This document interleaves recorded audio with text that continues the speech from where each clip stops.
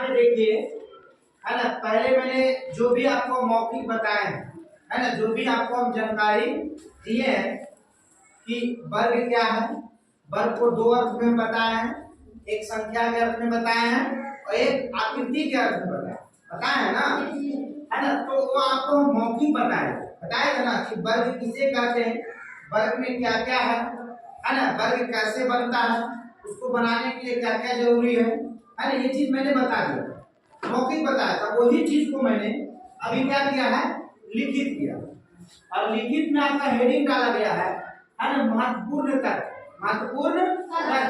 उसको अंग्रेजी में हम बोलेंगे इम्पोर्टेंट फैक्ट। क्या बोलेंगे? इम्पोर्टेंट फैक्ट, जो कि आपको लिखा हुआ है ना।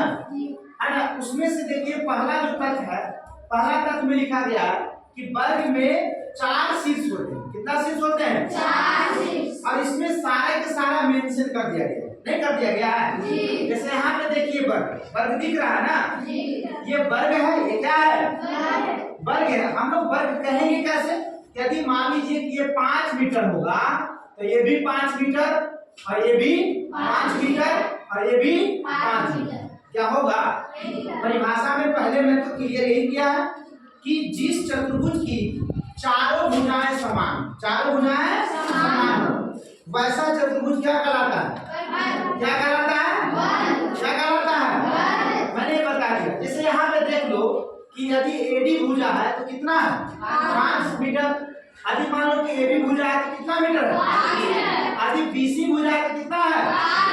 यदि डीसी भुजा है तो कितना है? मतलब सारे भुजाएं कितना है? 5 मीटर। मतलब कहने का मतलब जो परिभाषा बताए वो परिभाषा 100% लग रहा है ना। इसकी चारों भुजाएं क्या हो रहा है? समान, मतलब बराबर है। चार भुजा क्या है? बराबर है। तो इसमें यही बताया गया कि वर्ग में 4 शीर्ष होते हैं। कितना शीर्ष होते हैं? 4 शीर्ष। और 4 शीर्ष का नाम आपको लिखा हुआ है, शीर्ष ए, शीर्ष बी, शीर्ष सी और शीर्ष डी, है ना। ये सारे शीर्ष आपको यहाँ पे क्या लगे लिख रहे। दूसरा में कहा गया कि वर्ग में 4 भुजा, वर्ग में 4 भुजा। आपको जैसे लिखने का मन करे आप उस तरीका से लिख सकते हैं। जैसा हम लिख दिए, क्या लिखे? ए बी, फिर बी सी, फिर सी डी, फिर डी ए। आपको मन करे लिखने के लिए तो लिखिए बी सी, है ना, सी बी, है ना, बी ए, है ना, ए डी। आप किसी भी स्टाइल में लिखेंगे तो 4 भुजा ही दिखाएगा ना। भले कहिए कि अंग्रेजी आपको कोई आगे हो जाएगा तो कोई पीछे हो जाएगा, उससे कोई दिक्कत नहीं, गलत। आप जैसा स्टाइल में लिखना चाहेंगे वैसा स्टाइल में क्या हो सकता है?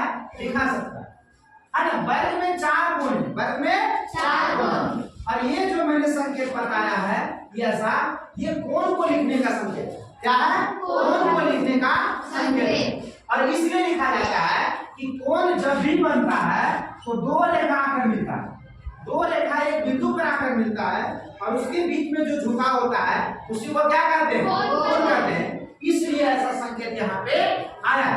तो इसमें कितना कोण है? 4। कितना कोण है? 4। कोण ए, कोण बी, कोण सी और कोण डी। ये कितना कोण हुआ? 4। कितना कोण हुआ?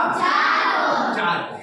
अब देखिए कहा गया कि वर्ग में 2 विकर्ण, वर्ग में 2 विकर्ण। हम एक कहानी आपको बताए थे ना, है ना, बताए थे कि सीमानी का घर है ना, और एक खेत है और कोई आपको घुमा रोड, लेकिन अभी वो शॉर्टकट चला जाएगा तो उसका खेत से ही कोना से कोना जब मिला देंगे तो उसका क्या बन जाएगा? विकर्ण। क्या बनेगा? विकर्ण। तो तुम सोच लो कि मान लीजिए कि कोई व्यक्ति यहाँ खड़ा है ना, और मान लीजिए कि ये यहाँ पे है, अरे इसको हमको सी तक पहुँचना है, सी तक पहुँचना है, तो क्या ये घूरेगा डी तक जाएगा? नहीं ना। फिर डी से सी आएगा, घूरने में ज्यादा समय लगेगा ना, तो उसको शॉर्ट पहुँचना है। क्या पहुँचना है? तो क्या करेगा? डायरेक्टली ये खेत में हिलेगा और कहाँ पहुँचाएगा? सी तक। मतलब तिरछा कोणी, मतलब तिरछा कोणी। सीधी सी भाषा में कहें तो जब आमने सामने को कोण को मिला देंगे तो जो मिलाने पर जो रेखा बनेगा वो रेखा उस आकृति का क्या होगा? विकर्ण। क्या होगा? विकर्ण। तो वर्ग में कितना विकर्ण? 2। वर्ग में कितना विकर्ण? 2। उसका नाम है, एक का नाम है एसी और एक का नाम है बीसी। आप इसको ऐसे भी बोल सकते हैं सीए और डीबी। आप जैसे भी लिख सकते हैं। हम तो पहले भी बताया इसका इंग्लिश, इसका लेटर आगे पीछे हो सकता है, उससे कोई दिक्कत नहीं है, लेकिन वो लिखा हुआ बिल्कुल सही है। अब कहता है कि वर्ग में प्रत्येक कोण 90 डिग्री का होता है। वर्ग में प्रत्येक कोण कितना डिग्री का होता है? अभी कोई तुमसे कह दे कि कोण सी की जगह कितना डिग्री का कोण बना है, कोण डी की जगह कितना डिग्री का बना है, कोण ए की जगह कितना डिग्री बना है, कोण बी की जगह कितना डिग्री बना है। मतलब परिभाषा कंफर्म हो गया कि वर्ग में प्रत्येक कोण कितना डिग्री का बनता है, कितना डिग्री का, 90 डिग्री। दूसरा बात कहा गया है कि वर्ग आयत होता है, वर्ग आयत होता है, लेकिन आयत वर्ग नहीं होता, लेकिन आयत वर्ग नहीं होता। क्यों? क्योंकि हम पहले बताया कि इसका जो वर्ग आयत होगा, वर्ग में भी लंबाई है और चौड़ाई है ना, लेकिन दोनों समान है। यदि लंबाई 5 मीटर है तो चौड़ाई भी क्या है, 5 मीटर। इसलिए जो बनाने वाले थे कि लंबाई और चौड़ाई को हटाकर एक नया नाम दे दिए, जिसका नाम क्या हो गया, भुजा। क्या नाम हो गया, भुजा। तो वर्ग में उसको हम लोग लंबाई चौड़ाई को हटा दिए, वहां पे क्या आ गया, भुजा। इसलिए भुजा आ गया क्योंकि उसमें लंबाई और चौड़ाई क्या हो गया, समान हो गया। लंबाई और चौड़ाई क्या हो गया, इसलिए वहां पे क्या आ गया, भुजा। तो कह सकते हैं कि वर्ग आयत होगा लेकिन आयत वर्ग नहीं होगा। क्लियर? कोई दिक्कत है नहीं। आगे देखिए, इसी कारण हम लिख दिए कि वर्ग की लंबाई बराबर वर्ग की चौड़ाई होगा। मैंने समझने के लिए वर्ग की लंबाई बराबर वर्ग की चौड़ाई। यदि कोई तुमको बोलता है, प्रश्न देगा कि वर्ग की लंबाई 5 मीटर तो वर्ग की चौड़ाई कितना, क्या बताएंगे, क्या बताएंगे, है ना। अब देखिए आता है वर्ग का क्षेत्रफल, क्या आता है, इसको याद करेंगे, भुजा गुने भुजा या भुजा का स्क्वायर वर्ग इकाई, भुजा का स्क्वायर वर्ग इकाई। ये वर्ग का क्षेत्रफल का क्या है, सूत्र है।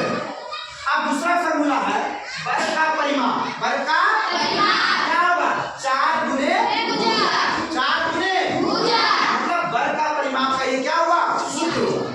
अरे वर्ग की भुजा जब आपको परिमाप दिया रहेगा तो परिमाप में कितना समागा, कितना समागा, तो क्या मिलेगा, वर्ग की भुजा। क्या मिलेगा, वर्ग की भुजा। आगे फॉर्मूला आपको 11 नंबर पे कि वर्ग की भुजा निकालना है और आपको क्षेत्रफल मिले, क्या मिले, क्षेत्रफल। तो कुछ नहीं करेंगे, उस क्षेत्रफल को हम वर्गमूल निकाल लेंगे। क्या निकाल लेंगे, तो क्या मिल जाएगा, वर्ग की भुजा। क्या मिलेगा, वर्ग की भुजा। यदि आपको वर्ग का विकर्ण निकालना है तो क्या लिखेंगे, रूट 2 गुने भुजा, रूट 2 गुने भुजा लिखेंगे ना। यदि आपको विकर्ण मालूम है और वर्ग की भुजा निकालना है तो विकर्ण बटा रूट 2, विकर्ण बटा रूट 2 क्या मिलेगा, वर्ग की भुजा, वर्ग की भुजा। चलो यहाँ पे बहुत सारा आपको गणितीय संकेत है, गणितीय संकेत है, और उस संकेतों को हम लोग जानेंगे। जैसे लंबाई को L से लिखेंगे, लंबाई को L से, चौड़ाई को B से, ऊंचाई को H से, क्षेत्रफल को डेल्टा, इसको पढ़ेंगे या AR द्वारा सूचित करेंगे, है ना। अनुपात को 2 बिंदु से, है ना। अपरिभाषित को लैम्डा, अपरिभाषित को इस तरीका से, साइन को इस तरीका से डिनोट करेंगे, डेल्टा को इस तरीका से डिनोट करेंगे, वर्ग को इस तरीका से डिनोट करेंगे, है ना। गहराई को A से, भुजा को A से, आयत को, आयतन को B से, किनारा को R से, परिमाप को 2S, परिमाप को 2S, अर्ध परिमाप को S से, समानुपात को 4 बिंदु, है ना। अनंत को इस तरीका से, अल्फा को इस तरीका से, बीटा को इस तरीका से, है ना। आयत का इस तरह का आकृति होता है ना। वर्ग का इस तरीका का आकृति होता है ना। डेल्टा इसको ऐसा करेंगे, और सारा भी संकेत है। पाई को इस तरीका से डिनोट करेंगे, जिसका मान कितना होगा, 22 बटा, है ना। काई को इस तरीका